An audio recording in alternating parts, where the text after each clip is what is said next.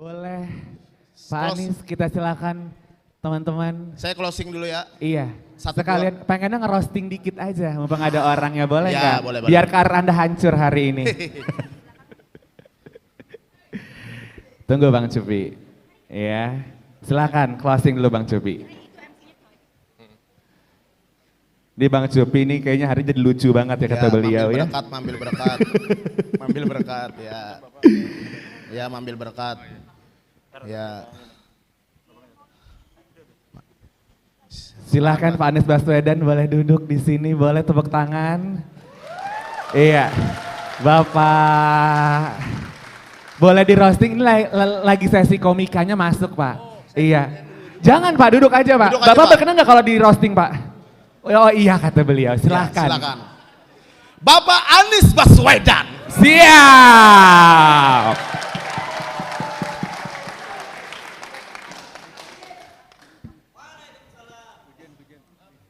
Siap. Oke. Saya harap jangan di-cut ya. Bapak Anies Baswedan. Beliau ini keturunan bangsawan Arab. Kalau ulun, Saya saya, juga. bahasa Indonesia adalah ulun tuh saya. Nah, sekalian melajari sini bahasa Banjar, aman. Kalau saya keturunan biasa, malah merosting diri sendiri. Di Kalimantan Selatan Pak, pernah terjadi banjir besar tahun 2021. Rumah saya tidak tenggelam. Ya, tapi yang tenggelam adalah kepercayaan kami terhadap pemerintah.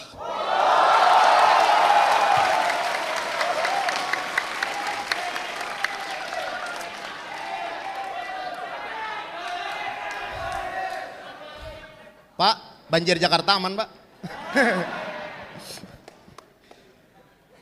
Dan yang lebih parah adalah banjir air mata. Saya menyaksikan waktu ikut survei pemilu di Tanah Bumbu, itu rumahnya itu tinggi lantainya sudah setinggi badan saya. Banjirnya itu dari lantai segagang pintu. Dan anehnya orang di sana bangga dengan banjir. Saya masuk TV katanya. Aneh sekali. Aneh, aneh. Nah, itu aja. Sip. Satu buah pantun untuk Pak Anies. Saya cupi ya Pak ya, bukan cupi-cupita. Karena cupi-cupita itu gobas, bahaya, goyang basah. Kalau saya goyang biasa aja. Ini pantun bahasa Banjar. Tulak maunjun ke Sungai Rangas. Cakep. Kalau di Banjar menyahutinya bungas. Nah, sahuti bungas lah. Betul. Tulak maunjun ke Sungai Rangas. Papuyu mamatuk pina jerujutan. Sekalinya Pak Anies Baswedan dasar bungas. Selamat datang di tanah Kalimantan. Terima kasih Bang Cupi.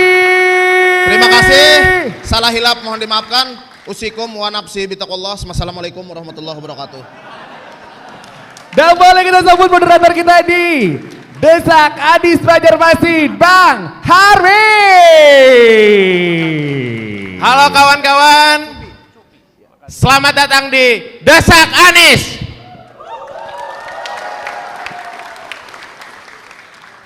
Selamat datang, Pak Anies.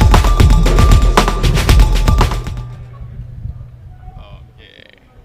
Gimana teman-teman? Sudah mulai panas? Saya perkenalkan Ulun Hari Akbar yang akan mendampingi teman-teman untuk berdiskusi siang hari ini, gitu ya. Kita hantam pertanyaan-pertanyaan teman-teman. Siap Bang? Ditanya oleh teman-teman? Siap. Sebentar, sekali lagi namanya siapa? Hari. Hari. Siap. Oke. Bang Anies sudah duduk di sini. Nggak tahu, nggak nanya-nanya dulu. Ini bangku panas kan? Berarti udah siap ditanya-tanya teman-teman. Siapkan pertanyaan yang tajam teman-teman. Oke. Bang Anies, nggak perlu berlama-lama nih. Kita masuk ke segmen 1. Gimana Nis?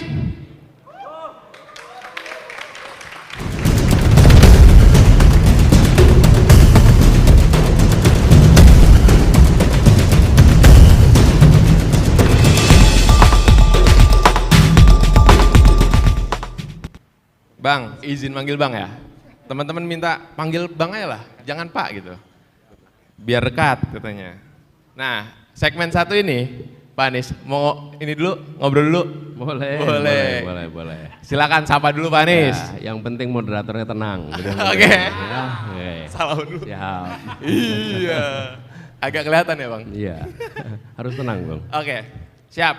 Bang Anies, gimana flightnya? Senang sekali, tapi alhamdulillah saya sampai di sini senang dan saya harus sampaikan terima kasih karena ini adalah hari kerja, jam kerja dan teman-teman semua ikhlas untuk berada di sini. Saya sampaikan terima kasih. Terima kasih.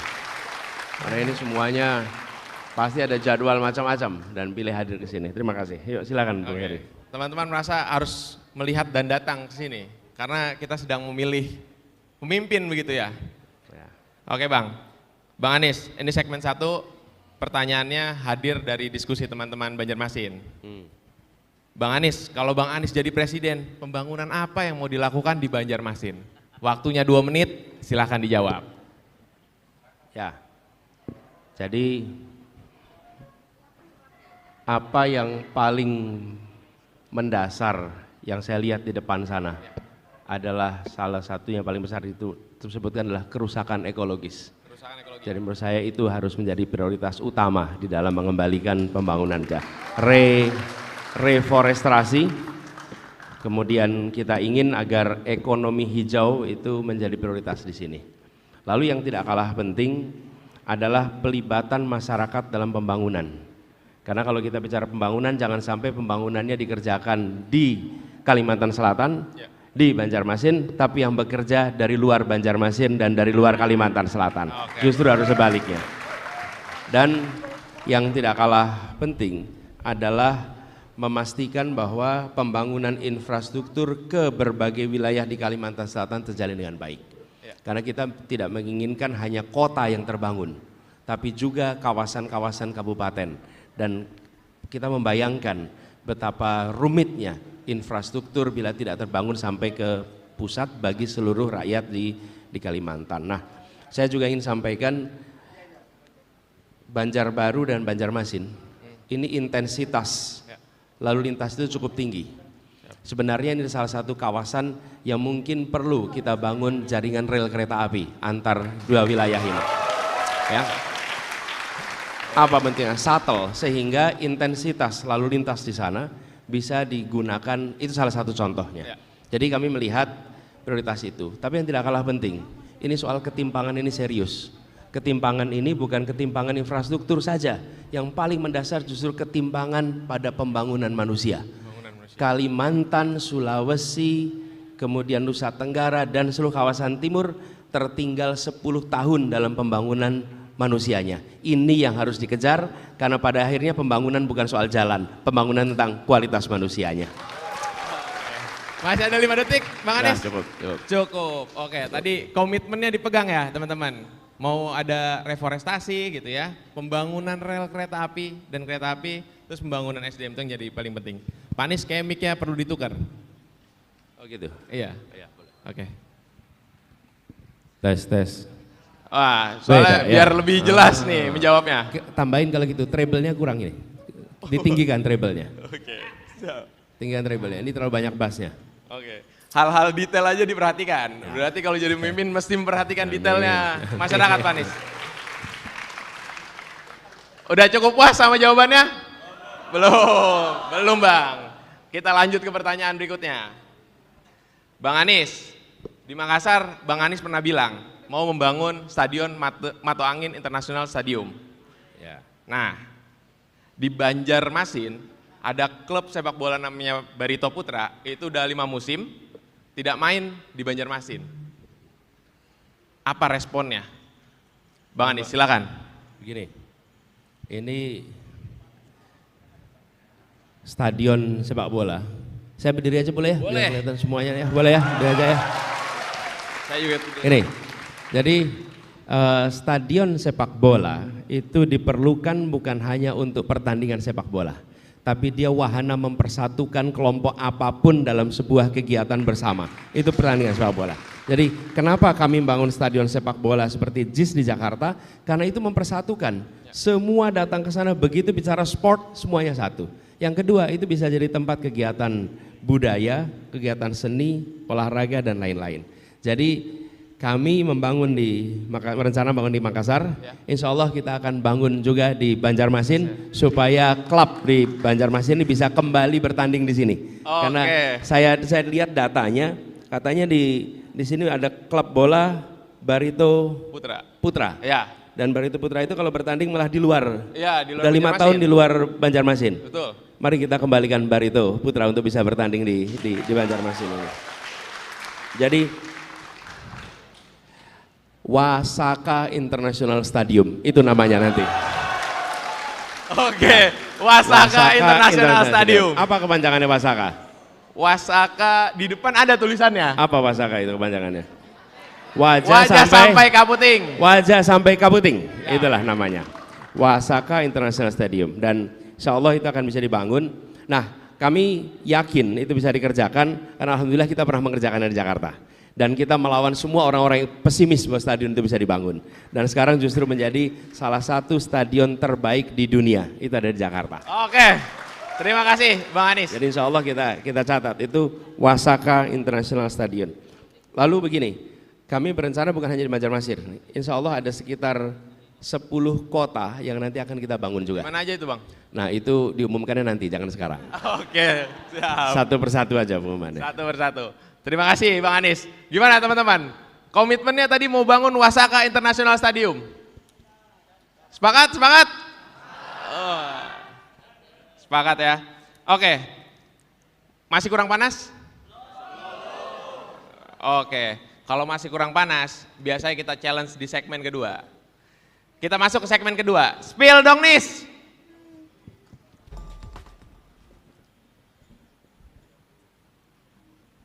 Oke.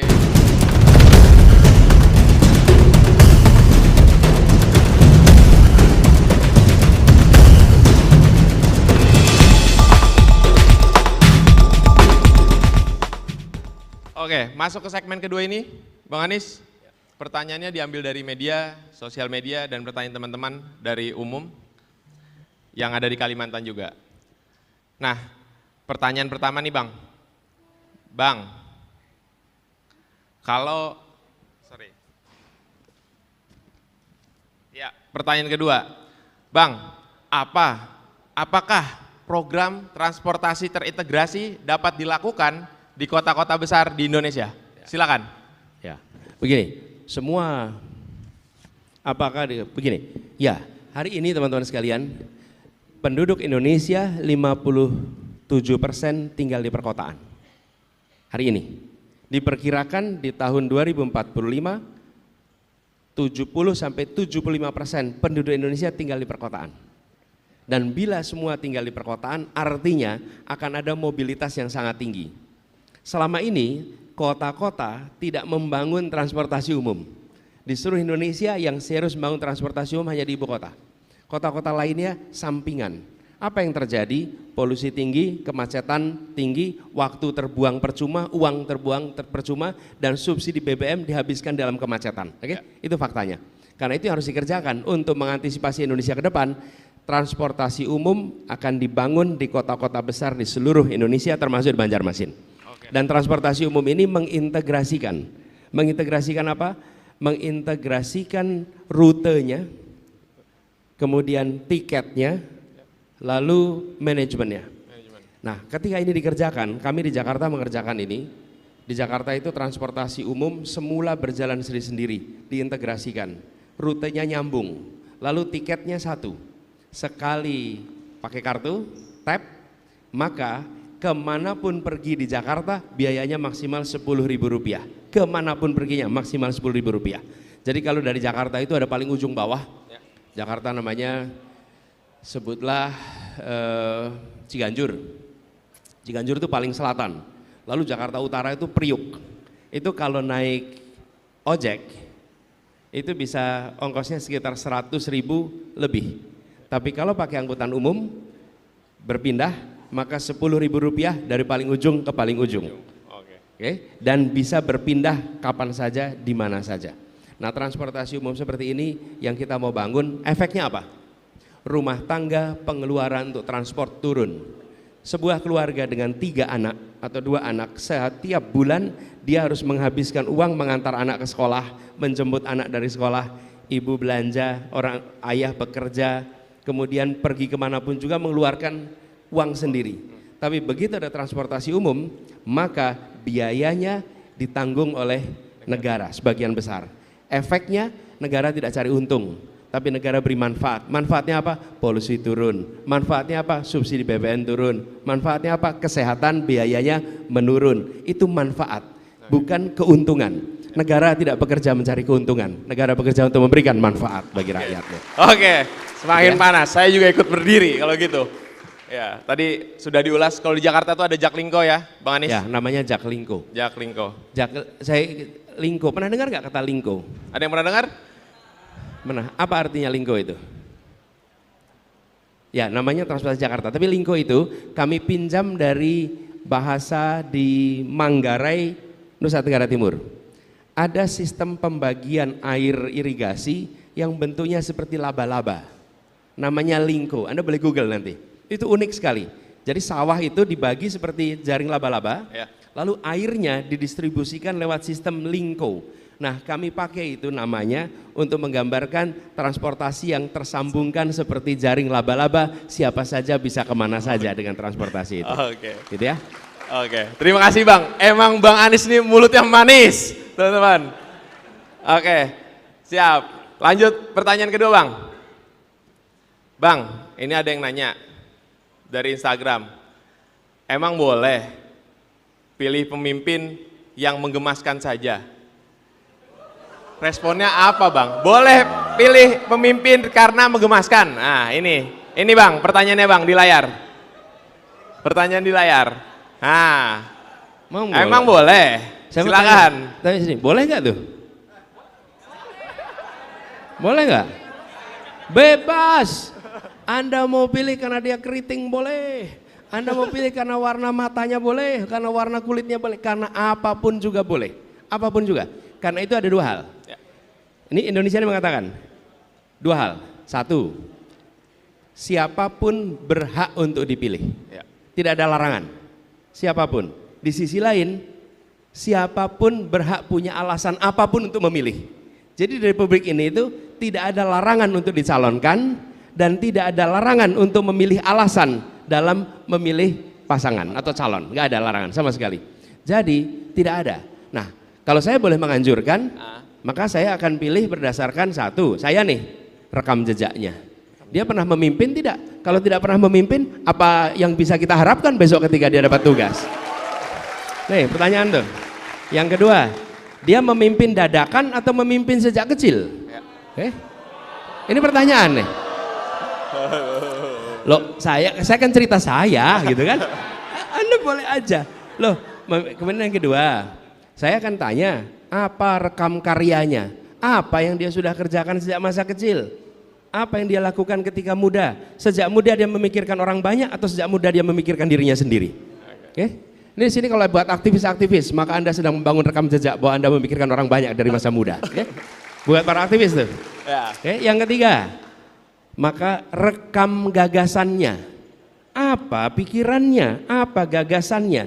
Bila calon pemimpin bersenyawa dengan gagasannya, maka ditanya apapun instingnya dia mencerminkan ideologinya, mencerminkan gagasannya. Tapi bila dia tidak bersenyawa dengan gagasannya, maka dia harus membaca teks untuk menjawab pertanyaan dari orang lain. Oke? Ya. Karena Anda tidak bersenyawa, tapi kalau Anda bersenyawa dengan ideologi, Anda bersenyawa dengan pikiran, maka pikiran ideologi itu di dalam badan Anda, mau ditanyain ya itu jawabnya. Kenapa? Itu Anda bersenyawa. Inilah disebut bersenyawa. Jadi tanya, sudah punya gagasan belum sejak muda? Ada enggak tulisannya? Ada enggak pikirannya? Ada enggak ceramahnya? Ada enggak pidatonya?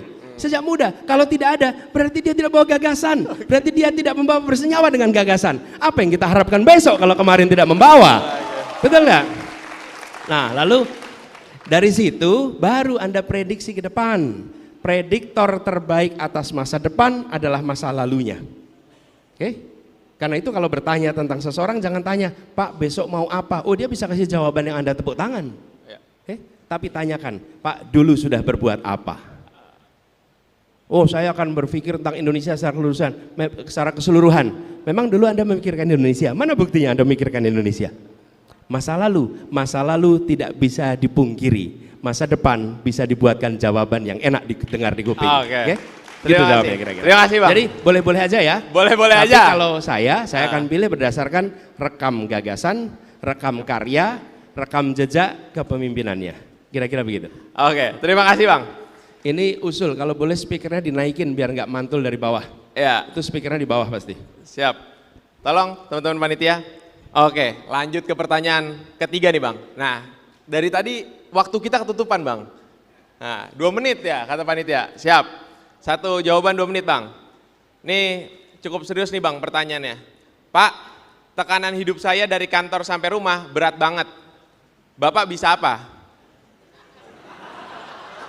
Saya sampai buat kena mental nih. Sepil program perihal kesehatan mental. Terima kasih. Silakan, Pak. Ya.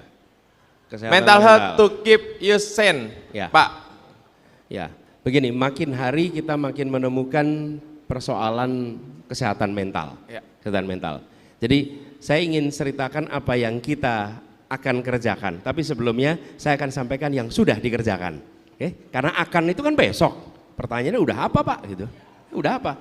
Oke, selama saya bertugas di Jakarta, puskesmas di Jakarta dibuat menjadi menangani kesehatan jiwa dan kesehatan fisik. Bukan hanya puskesmas mengurusi fisik saja. Kenapa? Karena mental ini sering terlupakan. Seakan-akan kalau puskesmas itu hanya untuk kesehatan fisik. Jadi Jakarta sudah mengerjakannya. Ketika kami bertugas di Jakarta, Jakarta juga kesehatan mental. Bahkan ada aplikasi khusus untuk respon cepat tes kesehatan mental. Jadi kalau ada warga yang pengen ngecek, saya ini sebetulnya sedang mengalami stres atau tidak, dia cukup gunakan aplikasi itu, gunakan, maka dia akan tahu apakah saya sedang menghadapi persoalan atau tidak. Dan bila sedang menghadapi persoalan, datang ke puskesmas terdekat, maka puskesmas itu akan membantu untuk kesehatan mentalnya. Jadi yang kita ingin kerjakan, meneruskan Jakarta dengan cara membuat hotline untuk kesehatan mental, siapa saja dari mana saja bisa menghubungi untuk berkonsultasi dan nanti mendapatkan bantuan kesehatan mental. Oke. Dan ada faktanya di Jakarta, di Indonesia ini kira-kira sekitar 1.000 orang melakukan bunuh diri, sesuatu yang tidak nyaman. Per tahun itu kira-kira 1.000. Menurut saya ini harus dihentikan dengan cara ada bantuan. Saya beri contoh nih, teman-teman. Kalau sekarang Anda mengalami tekanan terus menerus, lalu Anda membutuhkan bantuan, tahu tidak kemana Anda minta bantuan? Nggak tahu. Nggak tahu. Nomornya tidak tahu, badannya tidak tahu, kemana aja nggak tahu. Lah, bayangkan sudah mengalami tekanan, tidak ada tempat di mana itu bisa minta bantuan, mau ngomong sama teman kanan kiri malu, mau bicara sama orang tua malu, mau bicara sama guru malu. Terus ke siapa minta tolong? Negara harus hadir memberikan pertolongan pada mereka-mereka yang mengalami tekanan seperti ini. Gitu ya. Oke Pak, terima kasih. Memang, Bang Anies ini kalau ditanya selalu jawab teman-teman. Bingung juga kita ya. Lanjut pertanyaan berikutnya nih Bang. Mau naik haji tapi biaya mahal, cita-cita naikin haji orang tua. Apa solusinya Bang? Biasanya anak muda nih punya cita-cita untuk naikin haji orang tuanya Bang. Tapi ternyata udah mahal, lama. Ya, dan Banjarmasin, Kalsel dulu dikenal sebagai salah satu tempat yang paling banyak memberangkatkan orang berangkat haji dalam sejarahnya. Karena pertambangan di sini, belum batu bara nih. Ya. Ketika intan dan pengolahan intan pada masa lalu. Jadi banyak yang bisa berangkat haji. Mudah-mudahan itu bisa kita teruskan. Nah, saat ini apa? Kami saat ini sedang melakukan pembicaraan soal itu. Satu adalah tentang bagaimana menurunkan biaya haji. Kita sedang melakukan pembicaraan dan kita berharap ini bisa selesai cepat supaya kita bisa menurunkan biaya haji sebagaimana negara-negara lain. Supaya biaya haji kita menjadi setara dengan negara-negara lain. Itu kita akan kerjakan. Tapi yang kedua, meningkatkan kuota haji. Jadi biayanya diturunkan, yang kedua kuotanya ditambah. Alhamdulillah, terima kasih. Pemerintah sekarang sudah meningkatkan kalau tidak salah 10.000 jamaah haji, kita berusaha untuk meningkatkan lebih banyak lagi, mudah-mudahan bisa sampai 20-30 ribu jamaah haji. Jadi itu dua hal yang kita insya Allah akan kerjakan. Oke, Oke teman-teman, kalau lagi punya cita-cita silahkan dilanjutkan nih. Ntar kalau Bang Anies jadi kita tagih komitmennya gitu. Oke, lanjut pertanyaan berikutnya. Oke nih, Pak, ada kandidat di sebelah yang bikin program makan siang gratis, yang katanya mengatasi stunting, tapi dananya diambil dari relokasi bansos, pendidikan, kesehatan sebesar 40 T. Respon Bapak gimana? Apa Bapak juga mengadakan program makan siang gratis itu? Nah, gimana tuh Bang? Baru-baru ini juga anak bayi mau dikasih asam sulfat katanya.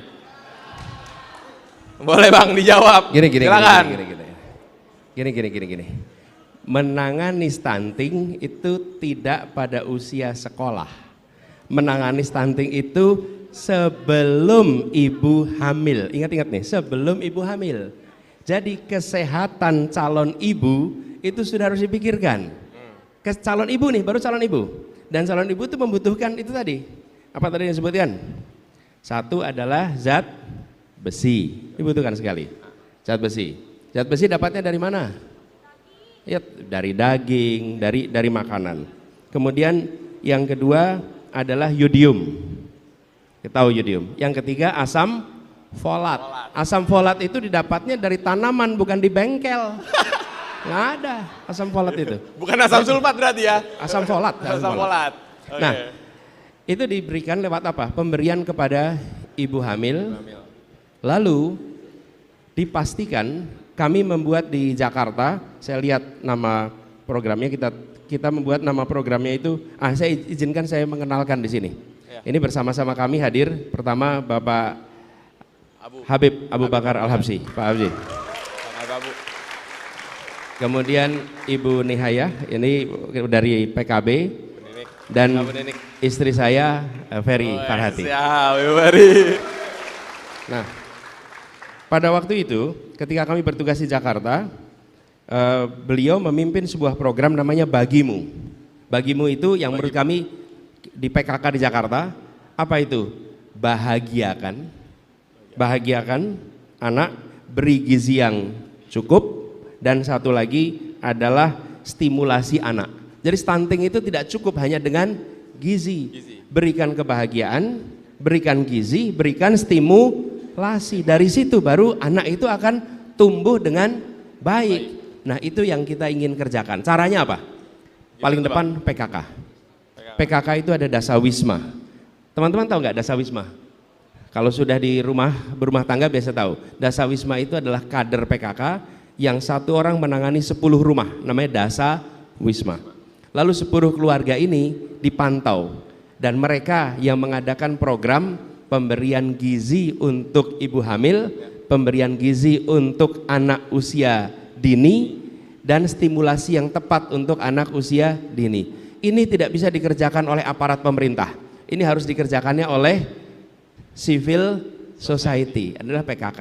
Saya boleh minta dibantu nggak? Ini boleh. Ada Bu Nini. Bu Nini, boleh. mau nggak Bu Nini? Silakan Bu Ninik, boleh kasih tepuk tangan. Selamat pagi semuanya. Kita berasa muda ya Pak Presiden di tengah para generasi muda. Oke, saya ingin menambahkan soal stunting. Kebetulan saya diwakil Ketua Komisi 9 DPR RI yang menangani salah satunya soal stunting. Salah satu hal yang terpenting adalah soal pendidikan parenting. Jadi ada kasus suami istri ini dokter, tapi anaknya stunting. Kenapa bisa seperti itu? Karena anaknya ini yang merawat adalah pembantunya. Pembantunya tidak dipinterkan. Akhirnya diberikan gizi yang tidak seimbang. Yang kedua adalah betul kata Pak Presiden tadi bahwasanya kita harus mulai menata sebelum menikah. Salah satu problem terbesar perempuan sekarang, anak muda sekarang adalah persoalan anemia. Jadi inilah yang perlu kita perbaiki jauh sebelum menikah. Anemia, dan kalau dikasih pil anemia itu pilnya nggak enak Pak. Jadi itulah yang menjadikan biasanya kalau dikasih di sekolahan itu dibawa pulang dan dikasihkan ke neneknya. nggak diminum. Nah ini menjadikan ketika hamil bermasalah. Yang ketiga adalah soal budaya. Budaya seperti apa? Kita budaya timur masih sering berpikir bahwasanya yang harus mendapatkan makanan bergizi, makanan yang enak itu adalah suami. Sehingga kalau punya makanan bergizi, makanan enak, itu suaminya dulu yang dikasih makan. Istrinya yang sedang hamil cuma dikasih kuahnya. Nah inilah yang harus kita rubah, bagaimana yang namanya orang hamil ini butuh gizi. Dan betul bahwa stunting itu bisa diperbaiki 2 tahun pertama. 2 tahun setelah kelahiran itu yang harus diperbaiki. Kalau lebih dari itu sudah sulit untuk diperbaiki. Jadi bukan makan gratis, kalau makan gratis anak 2 tahun belum makan gratis. Belum sekolah juga anak 2 tahun. Jadi yang penting adalah memperbaiki ketika anak itu stunting 2 tahun pertama itu adalah kuncinya. Terima kasih, sukses. Terima kasih Bu Nining. Memang jago-jago ini Bang Anies bawa kawan-kawan nih. Oke, pertanyaan selanjutnya. Anak muda Banjarmasin memang nyentil-nyentil nih pertanyaannya. Bang Anies, Prabowo, Menhan, Menteri Pertahanan nih, mengirimkan bantuan kapal rumah sakit TNI AL di jalur Gaza Pak Anies.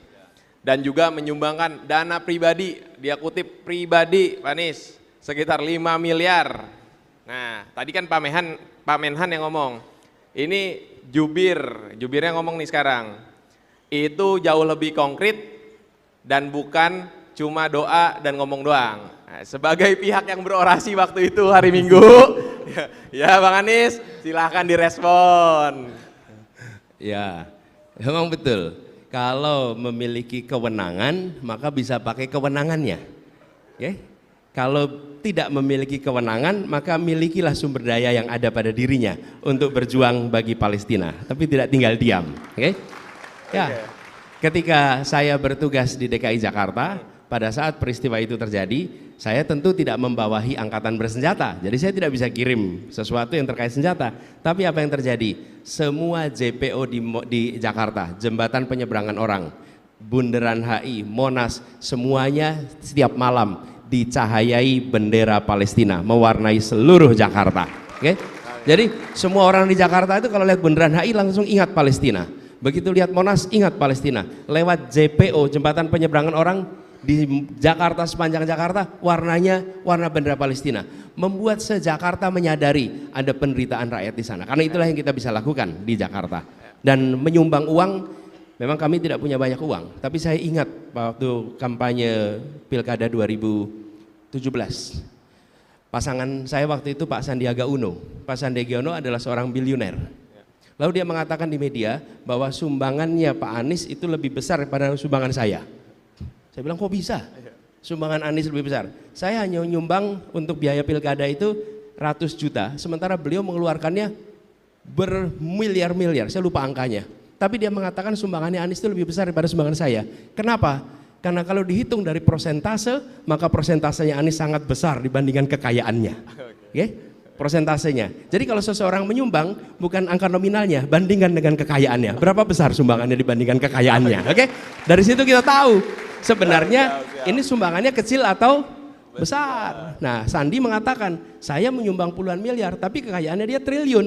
Jadi puluhan miliar itu menjadi kecil dibandingkan saya yang menyumbang ratusan juta tapi kekayaannya hanya belasan. Maka itu menjadi persentase yang besar. Itu jawabannya kira-kira. Oke, terima kasih. Ya tadi ya karena otoritas ya kirim, terus ya kalau punya uang ya dikirim begitu. Oke Pak Anies, udah cukup panas teman-teman? Oke, ini segmen yang ditunggu-tunggu pasti sama teman-teman. Kita masuk ke segmen 3, tanyain Anies.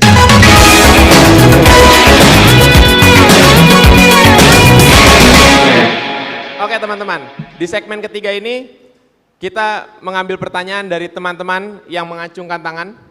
Bang, siap-siap Bang, nih. Nah, ini kita rulesnya ya.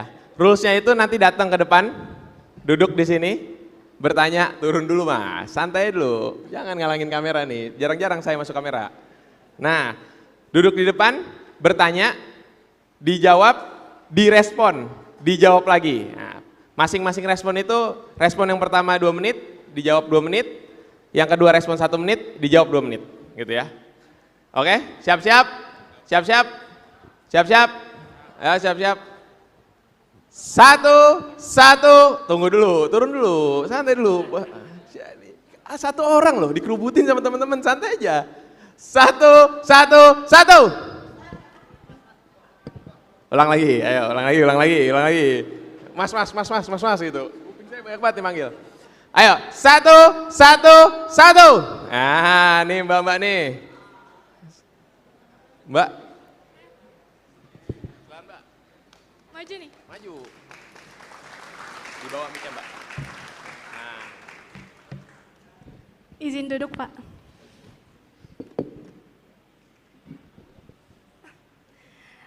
Perkenalkan semuanya, nama saya Rahma.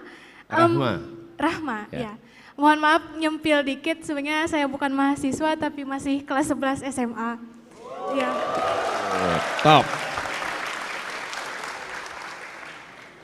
Rahma nggak sekolah? Izin, Pak. Izin ya sekolah? Benar. Diizinkan ya? Diizinkan. Alhamdulillah. Boleh tepuk tangan sekali lagi buat Rahma. Wah, hebat kamu. Ya, izin bertanya Pak. Tapi saya mau nanya ke kakak-kakak yang lain dulu nih. Bukankah pendidikan itu harusnya tempat yang aman bagi semua orang yang ingin berkembang dan bertumbuh? Benar bukan? Betul. Tapi pada nyatanya itu belum terwujud Pak.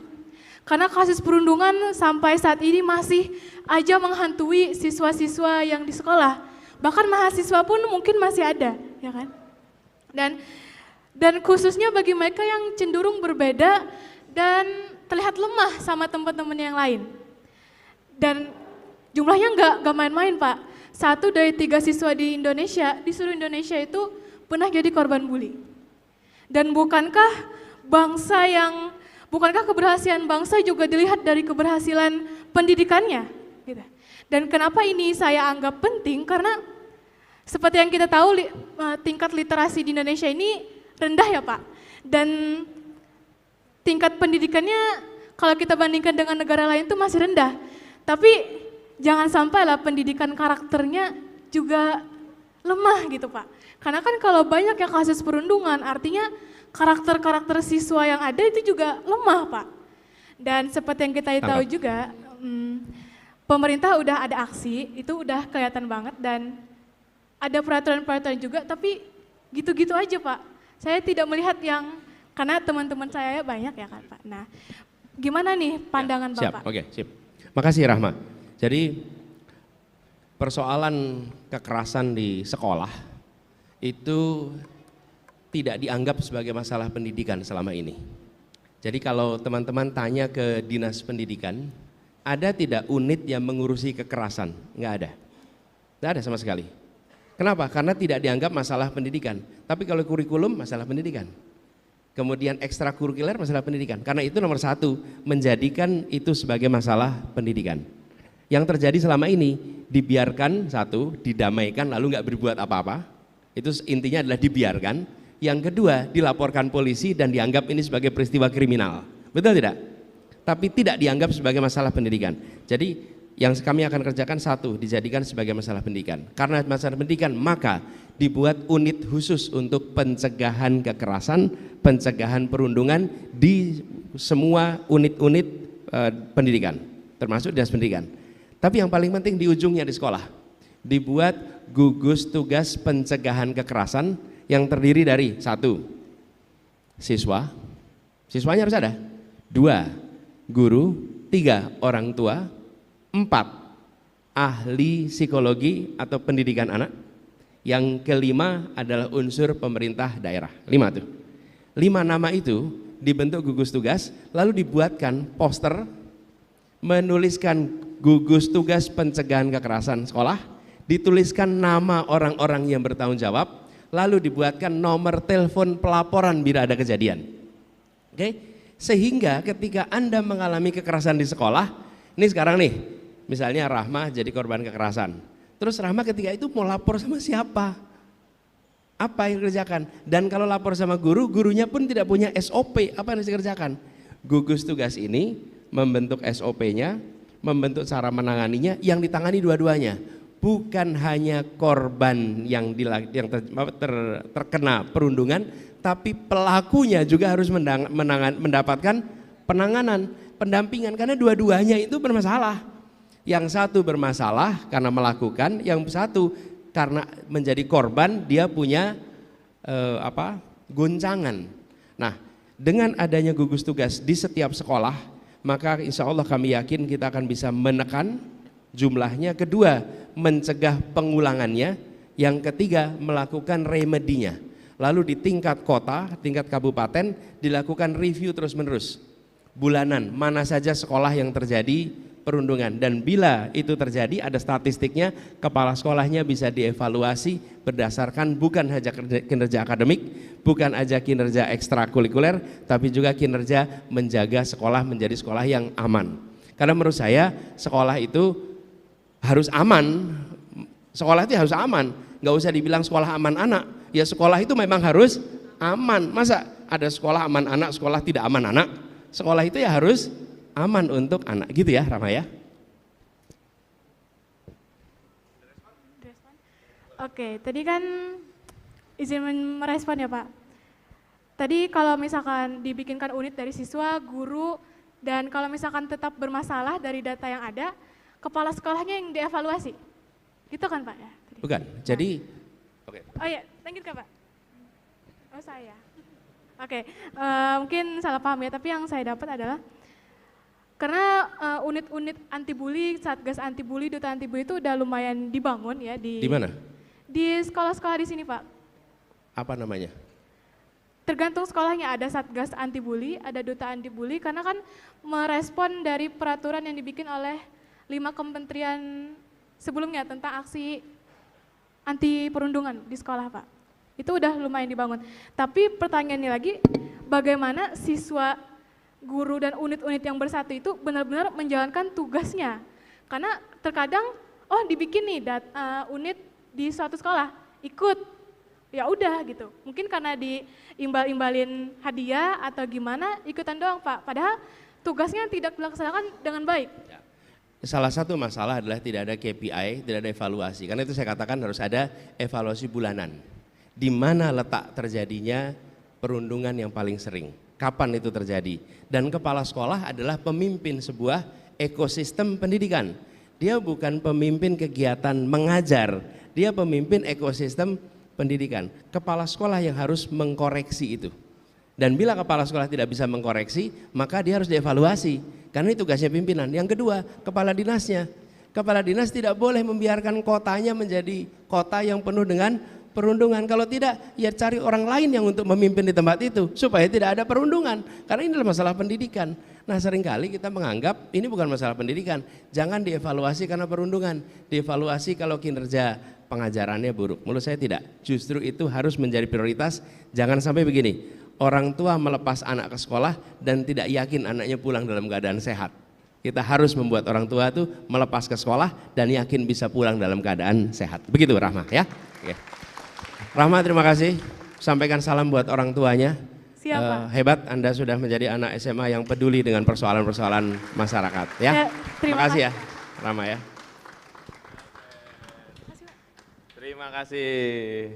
Wah, baru awal nih Pak, ditanya sama anak SMA Pak. Dia nanti 30 tahun lagi, bila maju pilkada, dia akan bisa menunjukkan rekam jejak peduli pada soal anak-anak muda. Dari masa muda. Boleh tepuk tangan. Nah, iya. Siap. Dia punya rekam jejak. Dia bukan sekedar anak muda yang memikirkan dirinya. Kan pertanyaan bukan tentang dirinya. Pertanyaan tentang orang banyak. Itu yang tadi saya katakan. Bangun rekam jejak Anda sejak muda.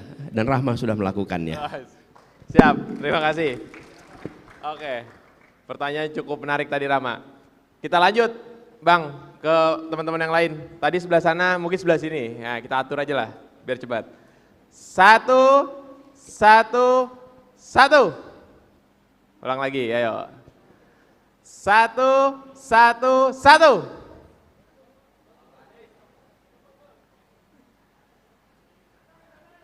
Yang belakang.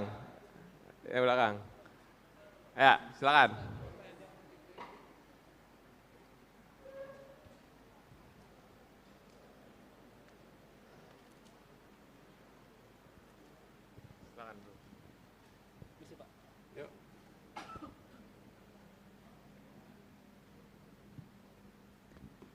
Izin Pak, maaf grogi Pak lah. Namanya siapa? Ali Pak. Ali. Ali. Ya, Assalamualaikum warahmatullahi wabarakatuh. Perkenalkan, nama ulun Muhammad Syarif Ali Idrus. Pertanyaan saya sudah baca visi misi Bapak. Itu ada 8 agenda strategis yang Pak. Yang untuk Kalimantan sendiri itu ada membahas mengenai ekonomi hijau. Atau apa tadi, ekonomi green itu Pak. Yang jadi pertanyaan Bapak, itu di Banjarmasin itu banyak sekali pertambangan. Jadi bagaimana Bapak menyelaraskan pertambangan-pertambangan yang merusak lingkungan itu dengan ekonomi hijau tadi? Itu Pak. Terima kasih. Makasih Ali. Jadi teman-teman sekalian, ilmu pengetahuan itu berkembang sangat pesat. Dan perubahan ilmu pengetahuan ini harus kita manfaatkan. Banyak di antara kita yang melakukan updating ilmu pengetahuan, updating teknologi sebatas HP. Keluar HP jenis baru, ganti HP yang lebih baru. Tetapi di dalam alat produksi ekonomi kita nggak melakukan update. Kita nggak upgrade. Kenapa? Karena kalau untuk ekonomi ongkos upgrading itu tidak murah. Tidak murah. Jadi banyak yang merasa selama tidak diharuskan oleh pemerintah, maka tidak melakukan upgrading atas teknologi yang digunakan. Termasuk juga pertambangan. Jadi teman-teman sekalian, di dunia pertambangan sedunia hari ini juga sudah ada gerakan untuk membuat pertambangan itu lebih ramah lingkungan. Pendekatannya banyak yang baru. Nah sayangnya di kita banyak yang belum mau melakukan upgrading, penyesuaian. Efeknya apa? Ya efeknya yang dirasakan seperti masyarakat hari ini. Kenapa? Karena belum melakukan upgrading atas teknologi. Kemudian yang kedua, upgrading atas metode. Metodenya sekarang banyak mengalami perubahan. Bagaimana penggalian dilakukan, tanah disimpan, kemudian setelah selesai penggalian nanti tanah dikembalikan, kemudian reforestasi dilakukan. Yang sering terjadi gali tinggal, betul nggak? Dan yang terjadi kemudian bekas-bekas itu menjadi tanah yang menganga tanpa ada hijau-hijauan di sana, betul tidak? Nah itu sudah kuno. Itulah sebabnya kenapa kami mendorong itu bukan sekedar diberikan kepada perusahaan keputusannya, tapi itu menjadi kebijakan negara mengharuskan metode yang terbaru yang ramah lingkungan dan alat-alat yang juga terbaru yang ramah lingkungan sehingga kegiatannya bisa ramah lingkungan. Gitu Ali jawabannya ya. Oke. Kalau udah puas nggak apa-apa, nggak harus tanya lagi, bebas.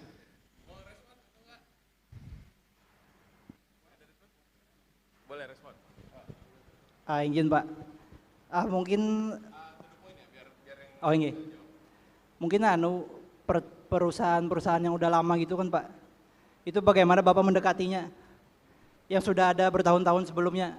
Jadi bagaimana Bapak masuk ke dalam perusahaan tersebut Ya. untuk bisa memperbarui tadi, mengupgrade Ya. tadi. Sebenarnya begini teman-teman, pengalaman kami bertugas di Jakarta, swasta itu pada prinsipnya ikut pemerintah. Asal pemerintahnya mau memberikan ketegasan. Tapi kalau pemerintahnya tidak tegas, maka pemerintah ikut swasta. Karena itulah pemerintah harus tegas dalam soal lingkungan hidup. Saya beri ilustrasi nih ketegasan soal lingkungan hidup.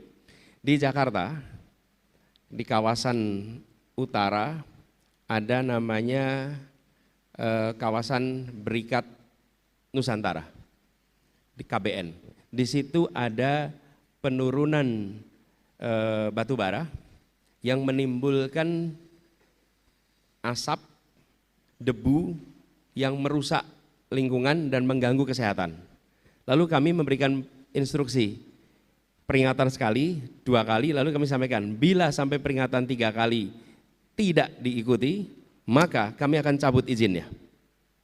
Dan mereka menganggap enggak mungkin negara mencabut izin, karena kan ini sesuatu yang sangat strategis. Dan apa yang kami kerjakan? Kami cabut izinnya dan mereka selesai, tidak bisa beroperasi lagi. Pesannya apa? Pesannya apa? Jangan sepelekan keselamatan warga. Keselamatan warga itu prinsip nomor 1. Bila Anda mengganggu kesehatan anak-anak, mengganggu kesehatan warga, maka negara tidak akan kompromi. Nah, komunikasikan itu dengan baik, lalu kebijakan itu harus dikasih waktu, Ali. Tidak bisa begini, kami putuskan hari ini, Anda harus melakukan besok. Oh nggak mungkin. Kalau itu namanya hukuman, bukan ajakan untuk transisi. Mereka juga memerlukan waktu untuk melakukan transisi. Bicarakan baik-baik waktu transisinya sehingga terjadi recovery. Lalu yang sudah rusak, kerja bersama pemerintah dan swasta untuk melakukan recovery atas lahan rusak dan dilakukan reboisasi di tempat-tempat itu sehingga terbangun hutan kembali. Mimpi kami adalah jumlah lahan hutan di Kalimantan lebih banyak dibandingkan yang pernah ada dulu di tempat ini beberapa tahun yang lalu. Gitu ya, Ali. Ali, salam keluarga. Oke, terima kasih Mas Alif. Tadi ngomongin soal ekonomi hijau, nah sekarang nih ayo mulai lagi kita bertanya. Bang Anies masih siap? Masih sanggup? Turun dulu teman-teman. Tadi sebelah sini, terus sana. Sinilah, dua ini ya, biar aku lihatnya begini. Ayo. 1, 2, turun dulu tangannya. 1, 1, 1. Biru nih.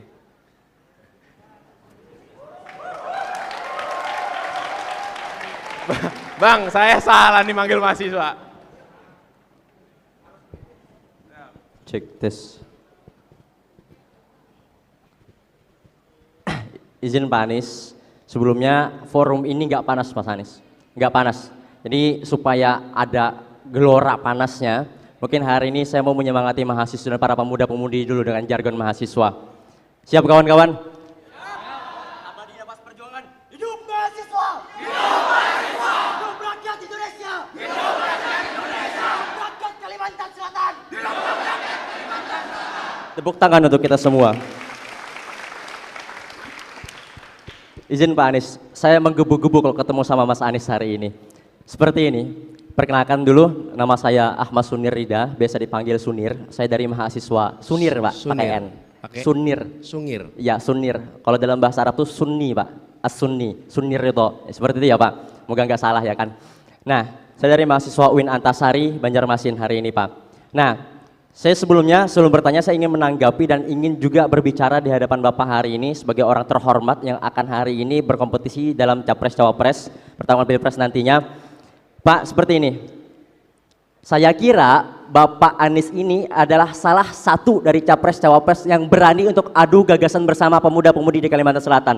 Ternyata beliau ini adalah satu-satunya Capres yang berani untuk adu gagasan di Kalimantan Selatan.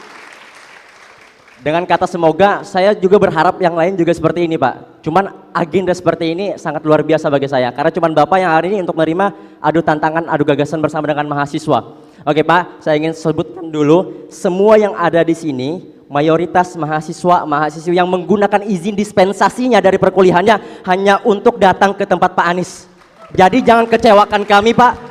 Bapak datang ke sini mungkin satu waktu, tapi jangan kecewakan kami rakyat Kalimantan Selatan ketika kami menginginkan aspirasi itu sampai ke Bapak. Itu Pak. Oke, Bapak Anies ini santernya dikenal di laman-laman website dan juga dikenal di beberapa media sosial anti oligarki kawan-kawan, anti oligarki. Paling nggak suka dan beliau ini melawan oligarki, katanya seperti itu. Nah Pak, kalau memang ini bukan gimmick Pak, ini bukan gimmick dan ini bukan clickbait, bahwa Bapak melawan oligarki hari ini, maka saya adalah orang pertama yang bakal mendukung dan mendorong Bapak untuk jadi presiden kalau seandainya memang benar ingin melawan oligarki. Tapi kalau seandainya Bapak tetap mengingatkan dan tetap ingin berseteru dan bersenyawa dengan para oligarki, saya orang pertama yang menentang dan menantang Bapak Anies hari ini sebagai calon presiden. Itu kawan-kawan yang perlu kita perhatikan.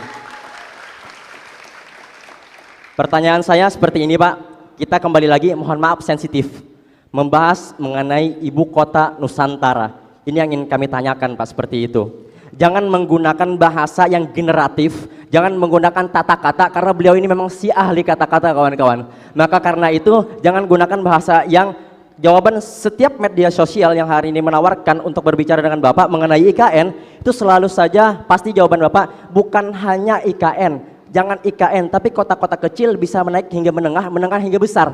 Jangan itu Pak, IKN ada di Kalimantan.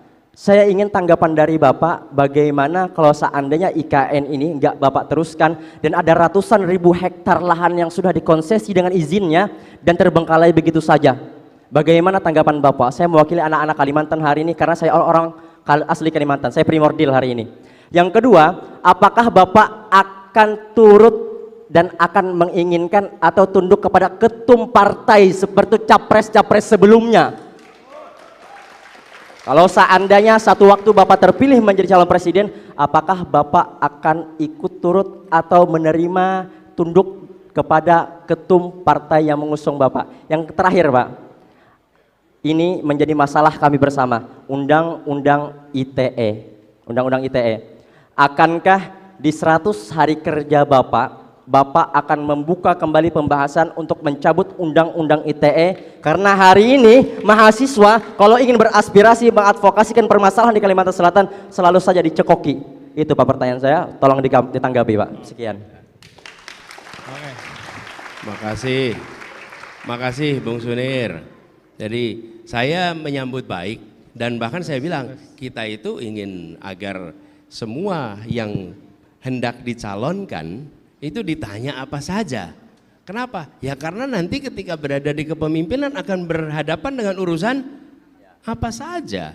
Jadi jangan kemudian menghindari. Ada yang bisa kita jawab, ada yang kita bisa tidak jawab. Ada yang kita memahami, ada yang kita tidak memahami. Tapi satu hal yang pasti, kita terbuka untuk dialog dan itu yang kita kerjakan. Dan saya ingin sampaikan terima kasih teman-teman mengambil apa istilahnya tadi? Izin dispensasi ya, satu. Dan yang kedua, tadi ada pertanyaan, apakah Anda akan melawan oligarki? Tidak. Saya akan melawan ketidakadilan, itu yang akan saya lawan. Oke? Kenapa? Saya tidak mau menjadi memusuhi satu pihak. Saya tidak memusuhi siapapun, tetapi bila Anda melakukan hal yang tidak berkeadilan, maka tugas negara adalah menghadirkan keadilan. Jadi bukan subjeknya yang harus dilawan. Yang harus dilawan itu adalah prinsip ketidakadilan. Dan kita menyaksikan ada banyak ketidakadilan hari ini. Karena itu saya mengatakan perjuangan kami adalah menghadirkan keadilan. Dan dalam kami menggunakan istilah membesarkan yang kecil tanpa mengecilkan yang besar. Oke? Itu dalam semua prinsip. Menguatkan yang lemah tanpa melemahkan yang kuat, dan itu yang harus kita lakukan. Tapi kalau kita sudah memutuskan saya mau melawan dia, maka kita jadi subjektif, kita jadi diisi dengan kebencian, kita bekerja dengan rasa marah, kita bekerja dengan perasaan permusuhan. Republik ini sudah terlalu banyak permusuhan, republik ini selalu banyak dipompa dengan emosi-emosi yang membelah.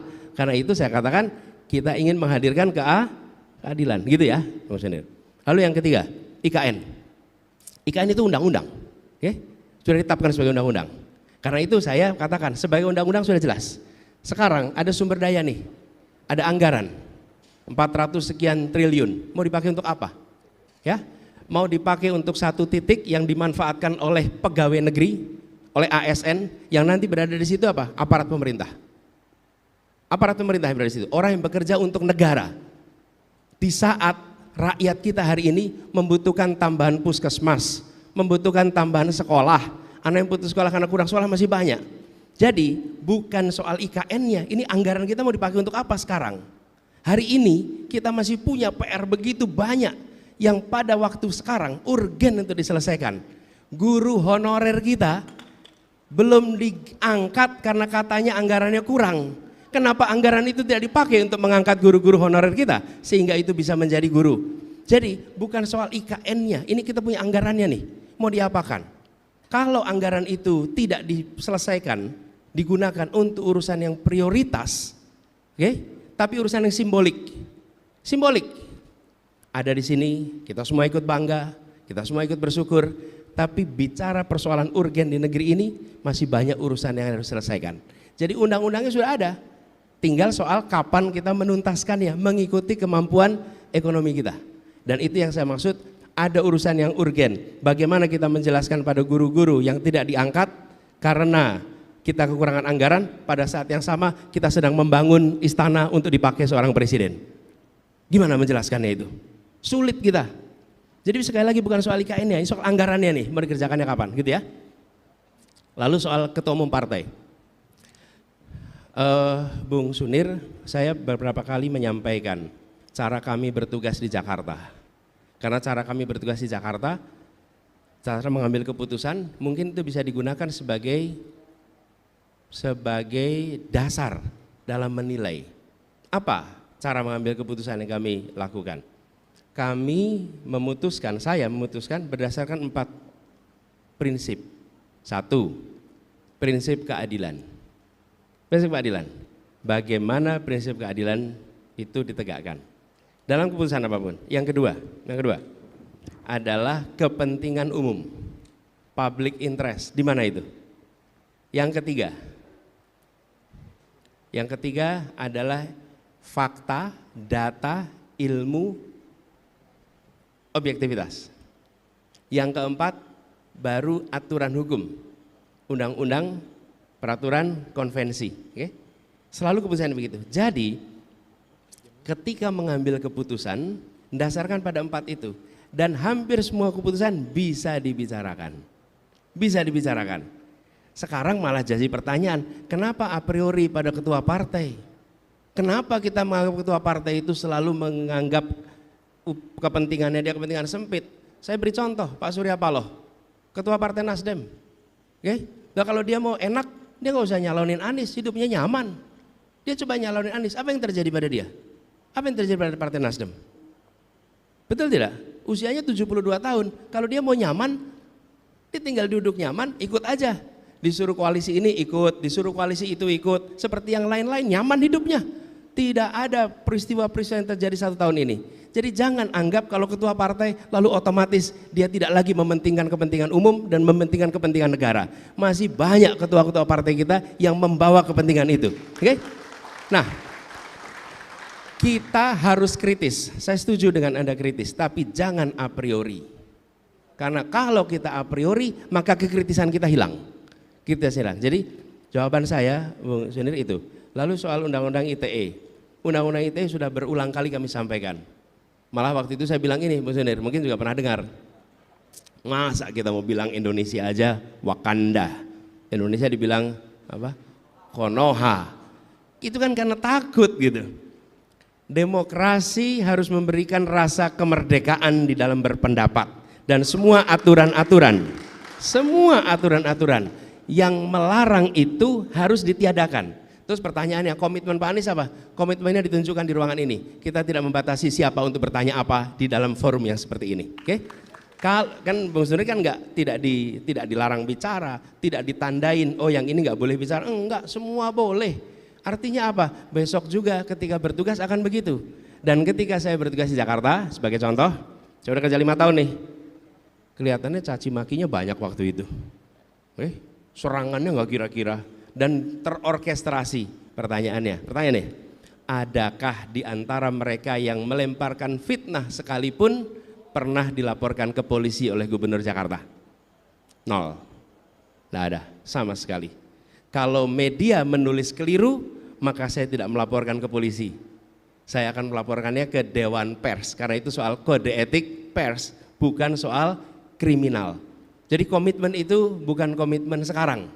Dan ketika saya seumur Bung Sunir, ketika ada majalah koran di Bredel, saya termasuk yang berada di paling depan berdemonstrasi untuk memprotes pemberontakan itu. Gitu ya, Bung Sunir? Oke, thank you ya.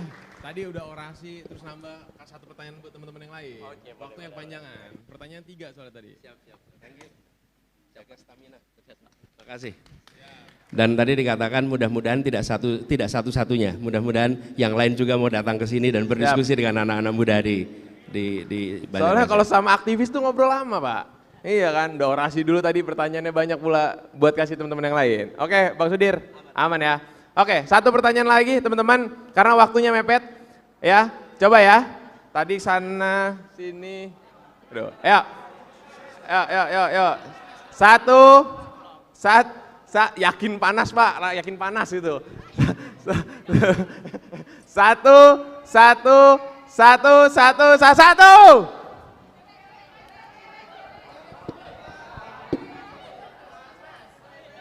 Ulang lagi. Ayo, Iya. Yang perempuan kurang ya? Iya, perempuan belum ini. Anda kurang adil. Kasih 1, dong 2, perempuan. 1 perempuan berarti. Nah, jatahnya perempuan nih. Gender balance. Ayo, 1. Perempuan ya. Perempuan ya. Ya, ayo Mbak, coba. Ayo Mbak, ya. Silakan Mbak. Mbak, ini Mbak ini depan. Mbak ini depan. Ayo. Silakan Mbak. Mbak, singkat ya Mbak, biar waktunya efisien dan efektif. Ayo Mbak, silakan.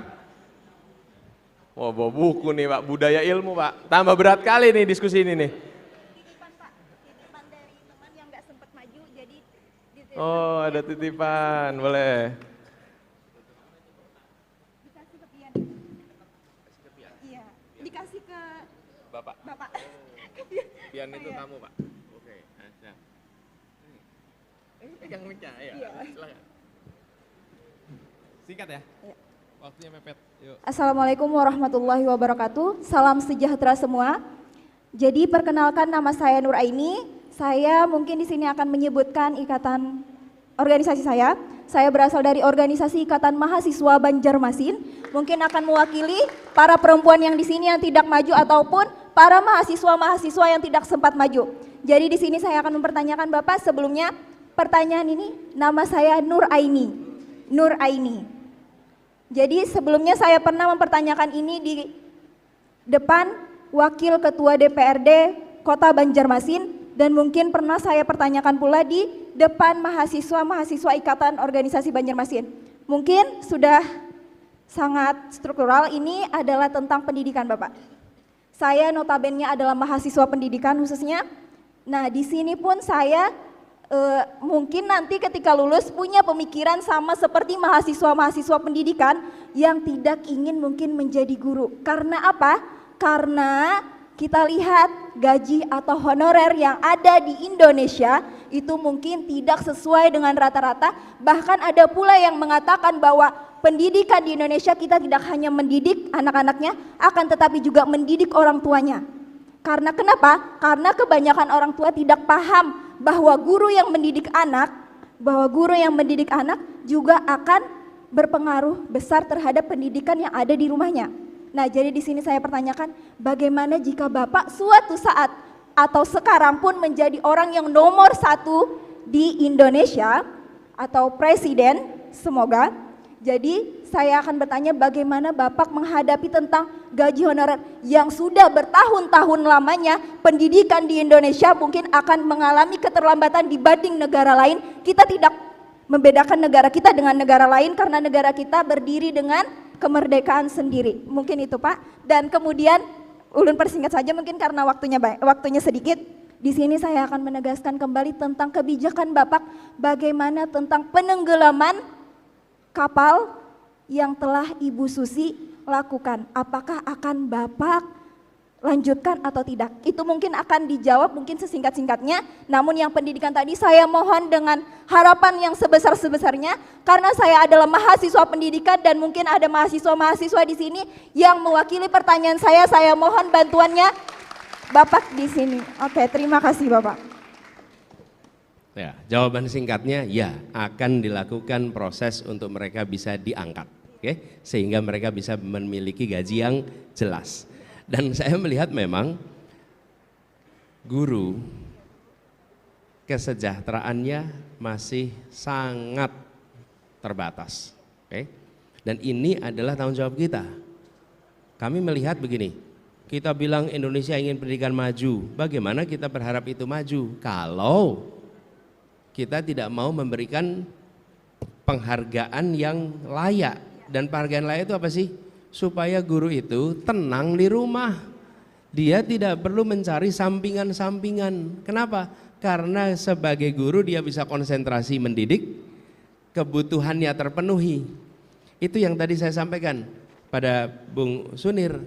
Bagaimana kita menjelaskan kita punya guru-guru ini tidak diangkat, kenapa? Anggarannya nggak cukup. Nah, anggarannya nggak cukup, terus kita pakai untuk melakukan sesuatu yang tidak berdampak pada semua orang. Yang merasakan seluruh fasilitas yang dibangun itu pegawai pemerintah, pejabat pemerintah yang merasakan manfaat. Kotanya nyaman siapa? Pegawai pemerintah. Gedungnya nyaman siapa? Pegawai pemerintah. Tempatnya enak ditinggali, pegawai pemerintah. Mau itu pegawai dengan kontrak, mau itu ASN, mau itu TNI, polisi, semua adalah pegawai negara, aparat negara. Sementara guru-guru kita nggak punya uang katanya untuk kita mengangkat. Jangan dong salah prioritas. Dan itu yang ingin kita koreksi. Karena itulah mengapa kita menyebut sebagai gerakan perubahan. Karena kita ingin mengubah agar alokasi anggaran mencerminkan prioritas pembangunan yang ada di Indonesia. Oke? Nah, saya terusin dikit nih. Iya, teruskan Pak. Jadi, ketika kita bicara tentang pengangkatan, ada proses. Tidak mungkin bisa diangkat semua dalam waktu 1 tahun. Nggak mungkin. Yang kedua, mereka yang berada di swasta harus mendapatkan bantuan juga dari pemerintah. Dan mereka yang diangkat, misalnya guru swasta menjadi guru P3K, maka dia tidak harus bekerja ke pemerintah. Dia bisa tetap bekerja di swasta, supaya swasta juga maju. Karena salah satu ketidakadilan yang sekarang kita lihat, ketidakadilan kebijakan antara negeri dan swasta. Seakan-akan swasta itu tidak mendidik anak-anak Indonesia. Lalu yang kedua, ketidakadilan antara pendidikan umum dan pendidikan negeri, gitu ya. Lalu soal penenggelaman kapal. Semua kapal yang melanggar akan diberikan sanksi, dan bila sanksinya itu ditenggelamkan, maka itu ditenggelamkan, gitu ya. Terima kasih Bapak. Jadi mungkin apa yang Bapak katakan hari ini saya akan ingat sepenuhnya, karena mungkin suatu saat saya akan menjadi guru, mungkin bukan hanya untuk guru-guru yang lain yang akan menjadi mahasiswa pendidikan, tapi mungkin akan menjadi guru dari anak-anak saya kelak. Semoga bisa menjadi sebuah faktor untuk mensejahterakan guru yang ada di Indonesia. Terima kasih Bapak. Dan Bu, makasih. Nuraini, terima kasih. Terima kasih telah berkenan menjadi guru. Iya, terima Karena kasih. hari ini kita membutuhkan lebih banyak lagi pribadi-pribadi terdidik yang mau milih menjadi guru. Itu rute perjuangan. Boleh duduk, Nuraini. Makasih. Oke, terima kasih teman-teman. Bang, ini dari tadi udah didesak terus, waktunya juga udah mau habis. Kan tadi udah panas ngedesak, boleh lah Bang, kasih refleksi buat kita semua. 5 menit Bang, untuk refleksi kita semua nih, sebelum dilanjutkan agendanya. Silakan. Makasih. Teman-teman semua, pertama saya salut bahwa kursi yang disediakan tak cukup untuk menampung anak-anak muda dari Sulawesi Selatan, Kalimantan Selatan yang datang ke sini. Terima kasih telah memilih untuk datang, terima kasih memilih untuk berdiskusi, mendengarkan. Dan dialog seperti ini akan terus dijaga. Menurut kami, kebebasan berpendapat harus dihidupkan, karena itulah cara membuat kita semua makin cerdas. Ketika Republik ini didirikan, salah satu tujuannya adalah mencerdaskan kehidupan bangsa. Dan mencerdaskan kehidupan bangsa itu bukan sekedar persekolahan. Pemerintah yang dikritik dan memberikan ruang untuk kritik, sesungguhnya mencerdaskan semua yang menonton di publik. Ya, ketika saya sebagai pejabat negara, lalu ada pihak yang mengkritik, maka publik itu menonton apa penjelasannya. Lalu pemerintah menjelaskan, dan ketika pemerintah menjelaskan ditambah kritik lagi, jelaskan lagi, kritik lagi, jelaskan lagi. Apa yang terjadi? Publik mengalami pencerdasan. Dia kemudian bisa dengar, oh argumennya begini, dan publik bisa menilai mana yang argumennya masuk akal, mana yang argumennya tidak masuk akal. Karena terjadi dialog, tapi bila ruang dialog itu ditutup, publik tidak tercerdaskan, dan kami yang di pemerintahan tidak didorong untuk menjelaskan secara lebih lengkap karena tidak terjadi dialog. Jadi forum seperti ini akan dijaga. Yang berikutnya teman-teman, saya saat ini dengan Gus Muhaimin bertugas sebagai calon dan calon wakil presiden dalam sebuah proses pilpres. Saya tidak meminta teman-teman untuk menyukai saya. Saya juga tidak minta teman-teman untuk memilih saya. Saya hanya minta kepada teman-teman untuk 2 hal. 1, jangan menilai kami dengan menggunakan hoax, tapi gunakan fakta dalam menilai kami. Cukup itu 1. Oke. Yang kedua, saya menganjurkan menganjurkan. Jadilah pemilih yang rasional. Rasional. Apa itu rasional? Rasional itu berasal dari kata rasio. Rasio itu artinya perbandingan. Kita sering dengar rasionya berapa? 2:3. Rasio itu perbandingan. Orang yang disebut rasional apabila dia memilih dengan membandingkan. Bila memilih tanpa membandingkan, maka dia disebut irasional. Oke? Irasional. Tapi kalau rasional bandingkan. Nah, bandingkannya apa? Bebas. Tapi kalau saya boleh menganjurkan, saya akan menganjurkan pada teman-teman saya katakan tadi. Bandingkan rekam jejaknya, kepemimpinannya, rekam karyanya, rekam gagasannya, rekam prestasinya, dibandingkan saja. Sesudah itu Anda bisa memprediksi besok ke depan seperti apa. Karena perilaku di masa depan ditentukan oleh perilaku di masa lalu. Jadi saya menganjurkan pada teman-teman itu. Yang kalau boleh terakhir teman-teman, di Kalimantan Selatan ini potensinya besar sekali. Kita berharap ini yang kami satu-satunya dikerjakan. Dalam visi misi kami, kalau boleh saya sampaikan, satu-satunya visi misi yang buat 2 area. Visi misi yang lain itu per sektor. Sektor ekonomi apa, pendidikan apa. Kami membuatnya sektor dan wilayah. Bukan hanya sektor, tapi wilayah. Untuk Sumatera apa yang dibutuhkan, untuk Jawa apa yang dibutuhkan, untuk Nusa Tenggara apa yang dibutuhkan, untuk Sulawesi apa yang dibutuhkan, untuk Papua apa yang dibutuhkan, dan untuk Kalimantan apa yang dibutuhkan. Sehingga kita tidak menganggap Indonesia itu Jawa semua, dan tidak menganggap Indonesia itu sama semua, dan tidak menganggap desa di seluruh Indonesia itu sama dengan desa di Jawa saja. Tidak, desa itu beda-beda. Kalimantan ini punya keunikan tersendiri.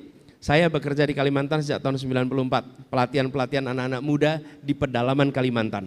Dan ketika kami mengerjakannya di Tenggarong tahun 94-95, pada saat itu banyak peserta itu datang dengan perjalanan pakai kapal 4 hari 5 hari.